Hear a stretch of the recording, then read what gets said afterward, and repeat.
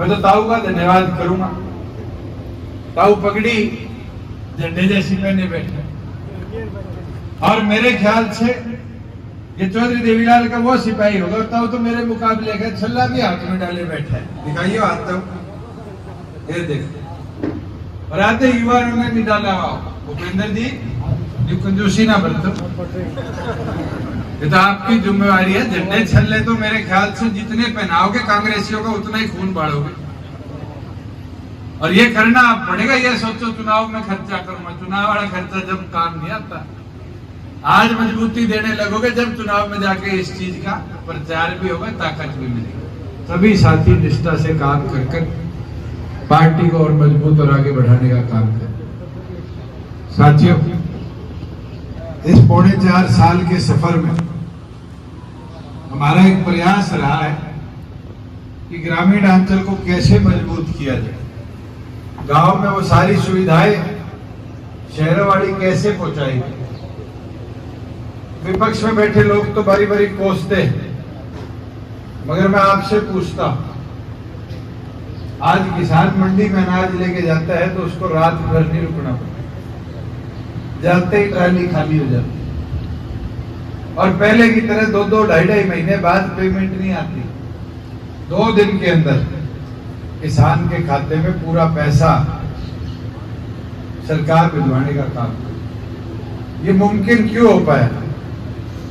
ये मुमकिन हो पाया क्योंकि राज्य में आपकी हिस्सेदारी थी। वही आज फसल खराब हो जाए, अभी मैं देख रहा था, सरपंच देखे गया कि हमारे 500 से 700 एकड़ जमीन में फसल खराब हो गई। आज सरकार को लिखित में देने की जरूरत नहीं, अपने मोबाइल से क्षतिपूर्ति पे डाल दो, पटवारी आगे वेरीफाई करेगा। पहले की तरह पटवारी के पीछे घूमने की जरूरत नहीं। फर्ज चाहिए 5-5, 7-7 दिन लगा करते थे, आज तो गांव के कंप्यूटर से 1 मिनट में कट जाती है। ये मुमकिन क्यों हो पाया? ये मुमकिन हो पाया क्योंकि राज्य में आपकी हिस्सेदारी। आज गांव के विकास के अंदर अब गांव लाइब्रेरी मांगने लग गए, कम्युनिटी सेंटर मांगने लग गए। पहले तो गली नाली तक ही सीमित रहा करते थे, और हमारा प्रयास है गांव में भी वो सारी सुविधाएं हम ला कर दें जो शहरों में रहते हैं, और उसको दिन प्रतिदिन मजबूती से आगे ले जाने का भी काम करें। मगर इसका प्रचार कौन करेगा? प्रचार करेगा कार्यकर्ता। ये सोचो 6800 गांव में दूषित सारी जगह पहुंच जाएगा, मुमकिन नहीं। मगर अगर आप सारे मैदान में उतर गए और आप सब ने मैदान में उतरकर पार्टी संगठन का प्रचार मजबूती से शुरू कर दिया, तो फिर आप देख लेना 11 महीने की मेहनत में हम कितने परसेंट? 17% वोट लेंगे, 10 विधायक जीतते। ये तो आप लोगों के हौसला नहीं हुआ। पवन हमारा 1300 वोटों से रह गया, भूपेंद्र जी रह गए, नहीं तो दोनों जीत के विधानसभा में नहीं हो। साथियों, राज्य में हिस्सेदारी होगी तभी जाके काम होगा। राज्य में हिस्सेदारी और राज कैसे बनेगा, उसके लिए तो देवीलाल जी वाली बात है, हवा बनाओ। हवा बनाओगे तब राज आएगा। यही बड़ौदा है, कितनी बार जिताया था बड़े चौधरी साहब को? 7 बार। 9 या 7? 9 बार, और अब 3 बार होगी, 4। इस बार ये कमी ना छोड़। मेरा तो निवेदन है आपसे, हम सबको मैदान में उतरना पड़ेगा। 2 चीज पे काम बढ़ाओ। एक तो पार्टी की 2 मुहिम चल रही है हर बूथ पे। एक तो हमारी माता बहन को जोड़ो। ये महिला अध्यक्ष की टीम जब मजबूत होगी, जब हर बूथ पे हमारे पास एक औरत पार्टी का प्रचार करने के लिए जुड़ेगी। और इसके लिए ये मत सोचो कार्यकर्ता बनाना पड़ेगा, कार्यकर्ता सबके घर में है। 2014 के अंदर हमने श्रीमती नैना चौटाला जी को राजनीतिक मैदान में उतारा। वो दिन आज का दिन। कार्यकर्ताओं जितनी मेहनत अगली करते, उनने चुनरी चौपाल शुरू करी, जहां जहां चुनरी चौपाल वहां वहां महिलाओं का बेड़ा बहुत बड़े उसमें जुड़ता रहा और पार्टी को मजबूती दी। आज एक तो महिला सखी में ताकत बढ़ाओ और दूसरा बूथ पे जो हमारे युवा साथी है बूथ योद्धा में उसको जोड़ो। मैं एक चीज विश्वास के साथ कह देता हूं, जितने हमारे बुजुर्ग बैठे हैं ये सारे उस समय कार्यकर्ता बने थे जब चौधरी देवीलाल जी राजनीति किया करते थे और ये सारे 17-18 साल के थे जब जय बोलने लगे। ठीक बात मास्टर? और आज तक 40-50 साल हो गए वो नारे लगा रहे। अगर उनने एक कमी छोड़ दी सब, नई पीढ़ी नई पौध तैयार नहीं करी।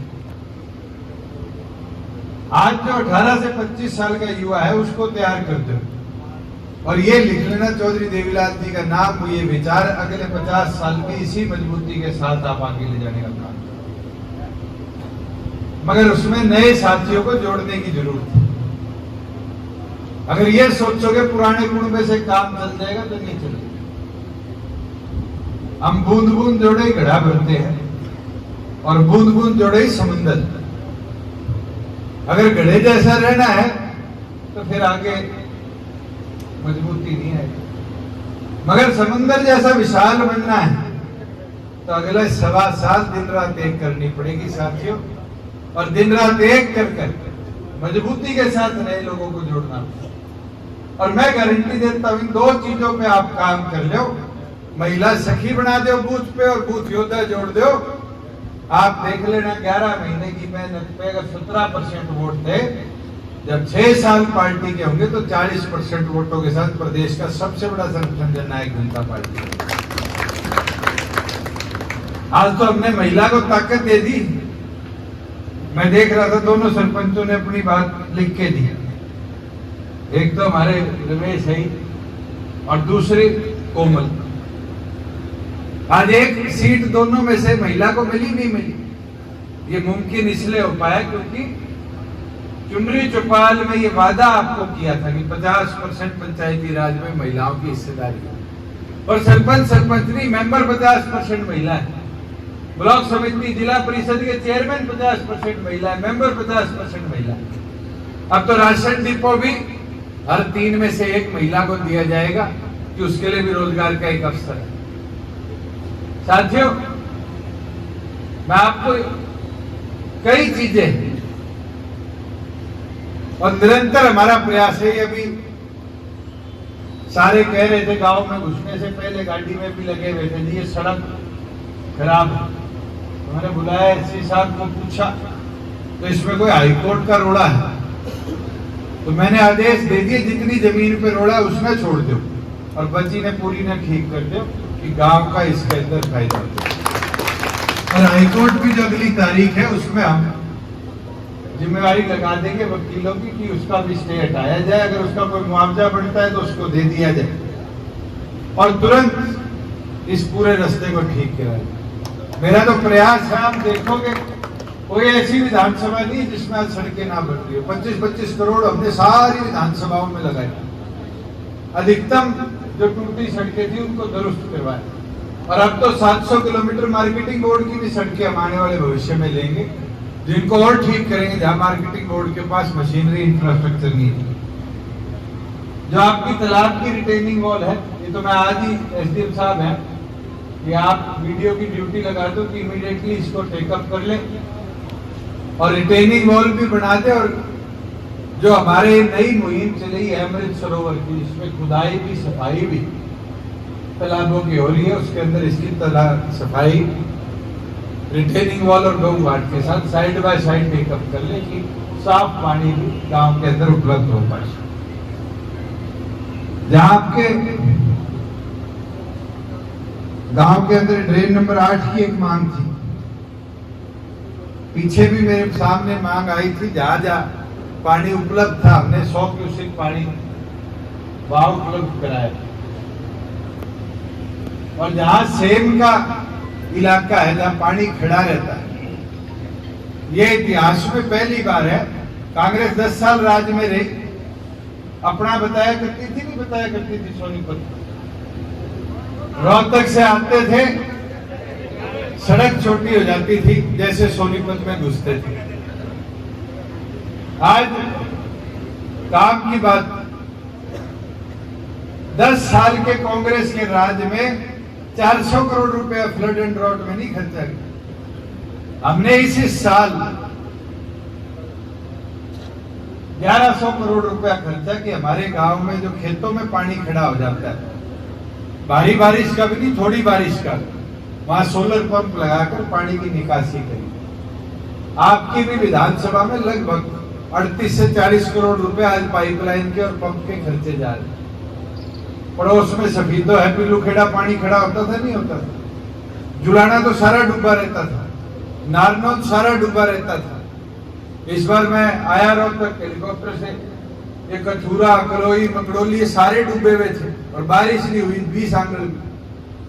तो अब इन सब में पाइपलाइन के माध्यम से, सोलर पंप से पानी की निकासी का परमानेंट समाधान हम कर रहे हैं। और जितनी हमारी ड्रेनें हैं उनकी खुदाई भी दोबारा दुरुस्ती के साथ गहरी करवा रहे हैं कि पानी की कैपेसिटी भी बढ़ जाए और पानी की निकासी खेतों से भी समय अनुसार होने का काम। जहां गांव के आपके अंदर के रास्ते हैं, मंदिर का रास्ता है, इन सबको भी मैं आज दे जाऊंगा, इनकी फिजिबिलिटी भी दिखा लेते हैं। और 3 काम, ये मैं दोनों सरपंचों को भी और भी कई सरपंच साथी हैं, सबको बोलना चाहूंगा। सरकार ने प्राथमिक तौर पे 3 काम मंजूर करे HRDF से। पहला तो जिस गांव की फिरनी टूटी हुई है उन गांव की फिरनियां दुरुस्त करेंगे।